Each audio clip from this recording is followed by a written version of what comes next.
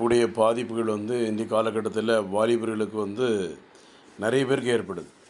அவங்களுக்கு ஆரம்பத்தில் அந்த பிரச்சனையில் ஆணுறுப்பு சிறுத்து இருக்குது, அடர்த்தோன்று இருக்குது, விருப்பத்தன்மை இல்லை, உயிரணுக்கள் உயிர் இல்லை, ஆண்மை இல்லை, நீண்ட நேரம் உடல் பண்ண முடியல, இந்த பிரச்சனை தான் வர்றாங்க.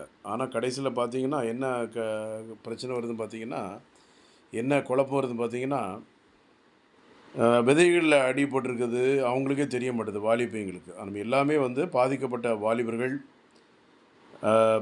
திருமணத்துக்கு முன்பு சின்ன சின்ன தவறுகள் செய்கிறனால மட்டும் கிடையாது. Cricket ball, volleyball, basketball அடிபடுறதுனால, சைக்கிளிங் எக்ஸசைஸ் அதிகமாக பண்ணுறனால, இறுக்கமான ஆடைகள் அணிவதனால, மன அழுத்தத்தினால, ரத்தத்தில் ஹார்மோன், அதாவது எஃப்எஸ்ஹெச் ஹார்மோன், அது பிறகு புரலாக்டின் ஹார்மோன், எல்ஹெச், இந்த மாதிரி ஹார்மோன் மேல் ஆண்களுக்கு சுரக்கக்கூடிய ஹார்மோன் லெவல் குறைவாக இருந்து, டெஸ்டோஸ்டிரோன் குறைவாக இருந்து, மற்ற ஹார்மோன் ரொம்ப என்ன செய்யும், டாமினேட் பண்ணும். அதாவது கன்ஃபியூஷன் ஆகும், இம்பேலன்ஸ் ஆகும். இதனால் கூட ஆண்களுக்கு திருமணம் முடியும் போது குழந்தை இல்லாமல் போகலாம், உயிரணுக்கள் இல்லாமல் போகலாம்.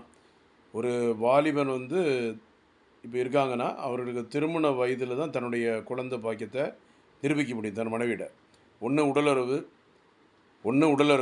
ரெண்டாவது குழந்தை கொடுக்குறதுக்கு என்ன வேணும், உயிரணுக்கள் வேணும். அதில் காசு பணம்லாம் இருந்தாலும் சரி இல்லாட்டியும் சரி அது எதுவுமே நிற்காது.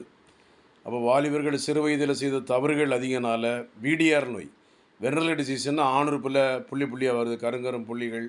அடுத்ததில் ஆணுறுப்பில் அரிப்பு, எரிச்சல், இந்த மாதிரி பாதிப்புகள்.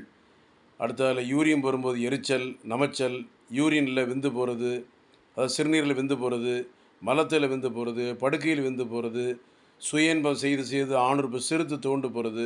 அடுத்ததில் பாலியல் பெண்கள் தொடர்பு, மற்ற நோய்களாலுடைய பாதிப்புகள், அடிக்கடி மாத்திரைகள் சாப்பிட்றதுனால, வலி மாத்திரை போடுறதுனால, மஞ்சக்காமால் அதிகமாக ஏற்படுறதுனால, அம்மை நோய் அதிகமாக ஏற்பட்டால் கூட உயிரணுக்கள் இல்லாமல் போயிடும். பொண்ணுக்கு வீங்கி, இதனால் கூட உயிரணுக்கள் இல்லாமல் போயிடும். அதனால் எந்த பிரச்சனை இருந்தாலும் ஆண்கள் திருமண வாலிபர்கள் திருமணம் முடியும் போது, கணவர் என்ற அந்தஸ்து அடையும் போது தன் மனைவிக்கு குழந்தை கொண்டாக்குறது என்ன தேவை, காசு பணம் தேவை கிடையாது. பணம் முக்கியமில்லை, அழகு எதுவுமே ஏற்படாது. ஒரு ஆண்மகன் தன் மனைவியை திருப்திப்படுத்தி 25 நிமிடம் 30 நிமிடம் உடலை பண்ணி குழந்தை கொடுக்கணும். ஒன்று.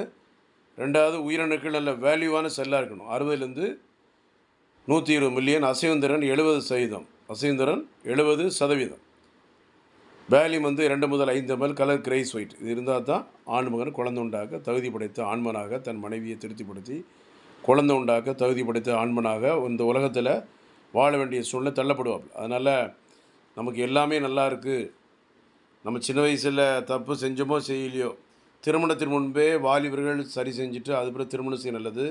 ஏன்னா திருமணிந்த பிறகு குழந்தை உண்டான ஆண்களும் நிறைய பேர் நம்ம இடத்துல வர்றாங்க.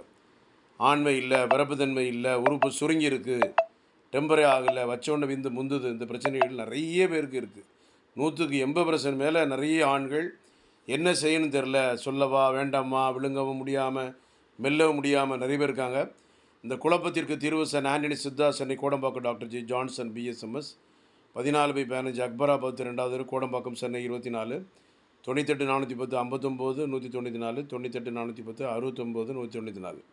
ராகவேந்திரா கல்யாணத்துக்கு பின்னால் கோடம்பாக்கம் ரயில்வே ஸ்டேஷன் பக்கத்தில் ஞாயிற்றுக்கிழமை 10லேருந்து 2, மற்ற கிழமையில் 7:30லேருந்து 2, சாயந்தரம் 5:30லேருந்து 8:30. அதனால் வெளியூர் முகாம் கிடையாது, சென்னை மட்டும்தான்.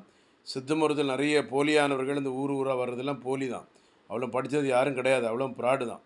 வெளியூர் முகாம் வருது, மதுரை வருது, திருச்சி, கோயம்புத்தூர், திருநெல்வேலி, அப்புறம் அங்கே ஆந்திரா வரேன், பெங்களூர் வரேன், எல்லாம் ப்ராடு தான். அதில் அங்கே போய் ஏமாந்து இருக்கிறதும் போயிடும், உயிருக்கு ஆபத்தாயிரும். மெயினாக கிட்னி ஃபெயிலியர் ஆயிரும், அடுத்த உயிர் இழப்பும் ஏற்படும். சில இடங்களில் பக்கவாதம் வரலாம், காக்கா வலி போகிறோம், இந்த மாதிரி பிரச்சனைலாம் ஏற்பட்டுரும். கவனமாக இருங்க. மீண்டும் இன்னொரு நேரலையில் சந்திப்போம். நன்றி, வணக்கம்.